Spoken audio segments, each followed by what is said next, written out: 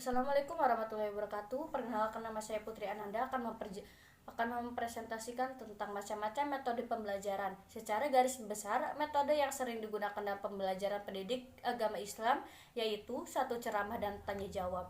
Dalam metode ceramah dan proses belajar mengajar dilaksanakan oleh guru, umumnya didominasi dengan acara ceramah. Metode ceramah adalah metode yang boleh dikatakan metode tradisional karena sejak dulu metode ini telah digunakan sebagai alat komunikasi lisan antara guru dengan anak didik dalam proses belajar mengajar. Yang selanjutnya, metode diskusi. Metode diskusi adalah suatu cara mengelola pembelajaran dengan penyajian materi melalui pemecahan masalah atau analisis sistem produk teknologi pemecahan yang sangat terbuka. Suatu diskusi dinilai menunjang keaktifan siswa bila diskusi itu melibatkan semua anggota diskusi dan menghasilkan suatu pemecahan masalah. Jika metode ini dilakukan dengan baik, antusiasme siswa untuk terlibat dalam forum ini sangat tinggi. Tata caranya adalah sebagai berikut. 1. Harus ada pimpinan diskusi. Yang kedua, topik yang menjadi bahan diskusi harus jelas dan menarik. Yang ketiga, peserta diskusi dapat menerima dan memberi. Yang keempat, suasana diskusi tanpa tekanan. Selanjutnya, metode tanya jawab.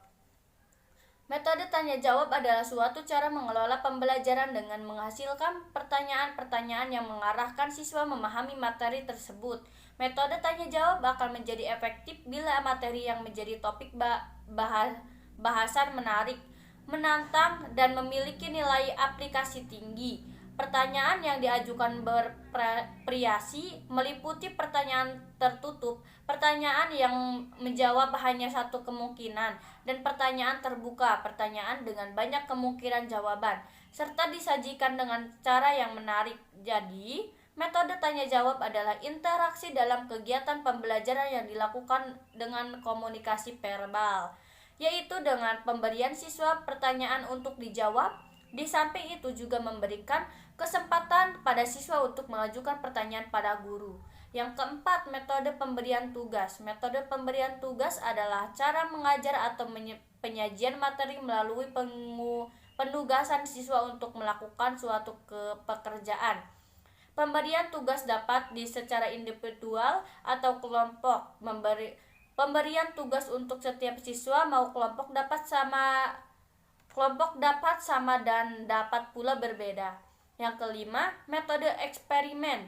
Metode eksperimen adalah suatu cara pengelolaan pembelajaran di mana siswa melakukan aktivitas percobaan dan mengalami dan membuktikan sendiri suatu yang dipelajari.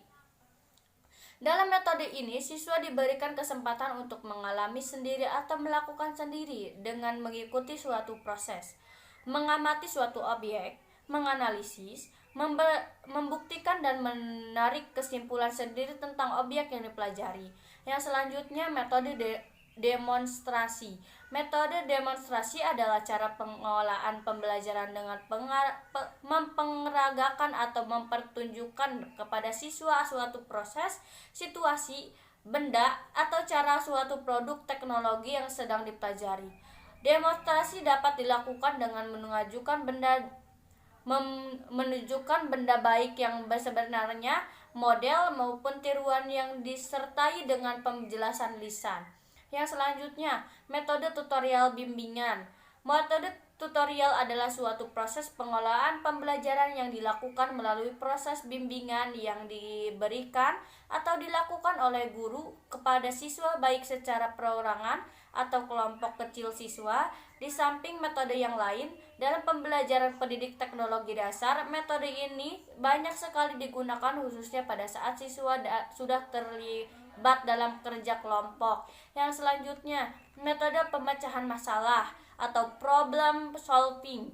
Metode problem solving, metode pemecahan masalah merupakan metode pembelajaran yang dilakukan dengan pemberian suatu masalah yang kemudian dicari penyelesaian dengan dimulai dari mencari data sampai pada kesimpulan.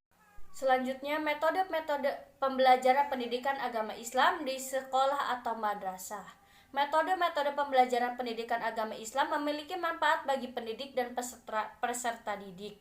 baik dalam proses belajar dan pembelajaran maupun dalam kehidupan sehari-hari. Bahkan untuk hari esok, sehubungan dengan itu, Omar Muhammad Al-Taumi Al-Saibani mengatakan bahwa kegunaan metodologi pendidikan Islam adalah sebagai berikut. Yang pertama, menolong siswa dalam mengembangkan ilmu pengetahuan, pengalaman, keterampilan, terutama berpikir ilmiah dan sikap dalam suatu kesatuan. Yang kedua, membiasakan pelajaran berpikir sehat, rajin, sabar, dan teliti dalam menuntut ilmu. Yang ketiga, memudahkan mencapai tujuan pembelajaran secara efektif dan efisien. Yang keempat, menciptakan suasana belajar mengajar yang kondisif, komunikatif, sehingga dapat meningkatkan motivasi peserta didik. Dengan demikian, keberadaan metodologi pembelajaran menunjukkan pentingnya metode dalam sistem pembelajaran. Tujuan dan materi yang baik tanpa didukung dengan metode penyampaian yang baik dapat menghasilkan yang tidak baik. Atas dasar itu, pendidikan agama Islam sangat memperhatikan terhadap masa metodologi pembelajaran ini. Sebagaimana hadis Nabi yang artinya sebagai berikut. Bagi segala sesuatu itu ada caranya atau metodenya, dan metode masuk surga adalah ilmu. H.R. Dailami. Terima kasih atas perhatiannya. Wassalamualaikum warahmatullahi wabarakatuh.